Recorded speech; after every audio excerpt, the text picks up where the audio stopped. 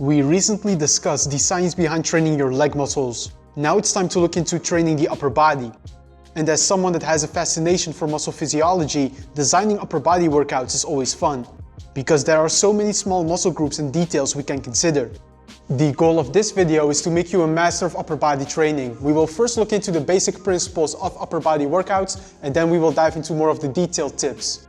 At the end of this video, I will also give a practical training example. Let's dive straight in by discussing the basic principles of upper body training. And when it comes to your upper body workouts, we essentially want to make sure that you train 4 main movement patterns: a horizontal push, a horizontal pull, a vertical push, and vertical pull.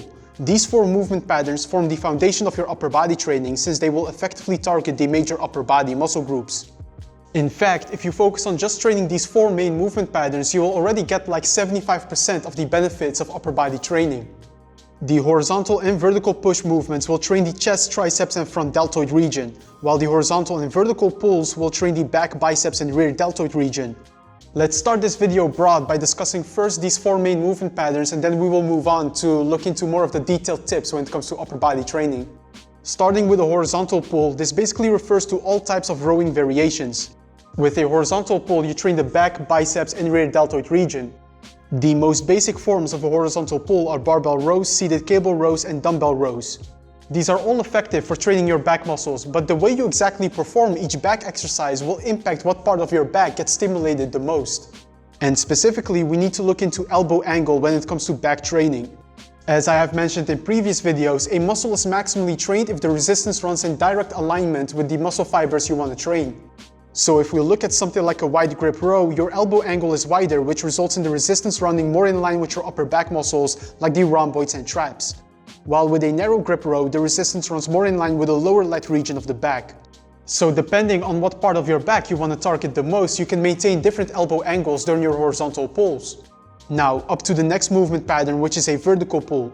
A vertical pull refers to pull down and pull up variations in which you pull your elbows down in a vertical path. This also trains the back, biceps, and rear deltoids region well. But a vertical pull tends to be more lat dominant because it focuses on one of the main functions of your lats, which is shoulder extension. But just like a horizontal pull, your elbow angle matters here as well. If we maintain a wider grip during pull-ups, the resistance again starts running more in line with your upper back muscles. While with a narrow grip in which your elbows are more tucked, your shoulders move through greater extension. So you can see how it is possible to tailor your back training to your individual training goals. If you want to focus more on the lats or upper back region, that is possible. For balanced development of both regions, incorporating a horizontal pull with wide elbows and a vertical pull with tucked elbows makes sense. Now that we got the pull patterns out of the way, let's look into push patterns by first discussing a horizontal push. And a horizontal push essentially refers to flat bench press variations, but also push-ups.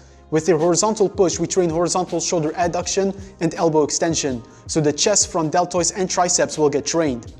By playing around with the bench angle during a bench press, you can focus on different chest regions. For instance, we know that placing the bench at an incline of roughly 30 degrees will help you challenge the clavicular or upper head of the chest more. While with a decline bench, you target the sternocostal or lower head of the chest more. With a push-up, a traditional push-up trains the movement pattern of a flat bench press, while with a feet elevated push-up, you're able to mimic the pattern of an incline bench press. So again, here you can tailor the movement to your individual training goals.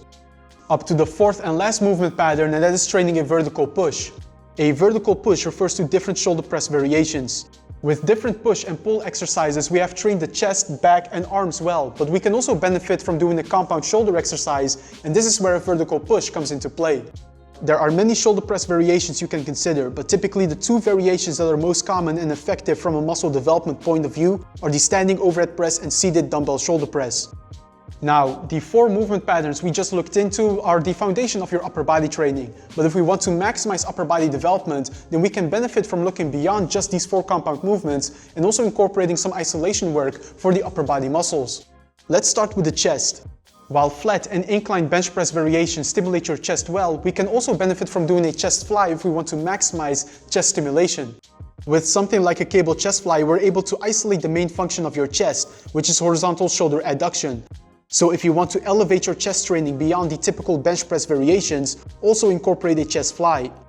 In regards to training your arms, your biceps and triceps are of course also stimulated in pull and push exercises. But to focus on training the biceps and triceps with a full range of motion, isolating these muscles is beneficial. And also with arms training, you can focus on different regions of your biceps and triceps depending on how you perform a bicep curl or tricep extension. With the biceps, the long or outer head of the bicep crosses the shoulder joint. Because of this, the long head of the bicep is challenged more when you perform bicep curls with the arms in an extended position, like with the incline dumbbell bicep curl. The opposite applies for the inner or short head of the biceps. This head is challenged more when you perform the bicep curls with your arms in front of your body. Now, when it comes to triceps training, the long or inner head of your triceps also crosses the shoulder joint. When your shoulder is in a more flexed position, the long head gets challenged more. So also with arms training, you can decide which arm exercises to incorporate in your routine depending on what area you want to train the most. For me personally at the moment, I train incline bicep curls and overhead extensions because I want to work on the long head of my biceps and triceps. The last isolation exercise I would like us to look into is also incorporating a form of side raises in your training. With our press exercises, we train the front deltoids well. With our pull exercises, the rear deltoids also get some stimulation. But not many movements help us train vertical shoulder abduction, which is the main function of your side deltoids. To develop rounder shoulders, also incorporating a side raise variation in your training program is recommended, because the side delts tend to get somewhat neglected in upper body compound exercises.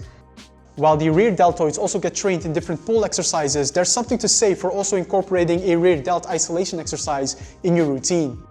Especially since many of us have a sitting posture, and doing rear delt focused exercises like face pulls can help us mitigate the negative effects of prolonged sitting.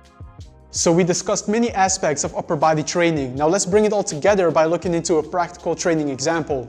Let's say you have 2 upper body days per week. Well, as you can see, we have a horizontal push, a horizontal pull, vertical push and vertical pull in our training. Next to that, we also have isolation exercises for the arms, shoulders and chest to help us create a well-rounded routine. As mentioned earlier, your individual training goals can help you determine which exact push and pull exercises or arm isolation movements you put in your routine, so feel free to adapt this template to your training goals. If you need guidance with personalizing your workouts to your individual training goals, I can coach you through my online coaching service. You can apply by visiting the link in the description.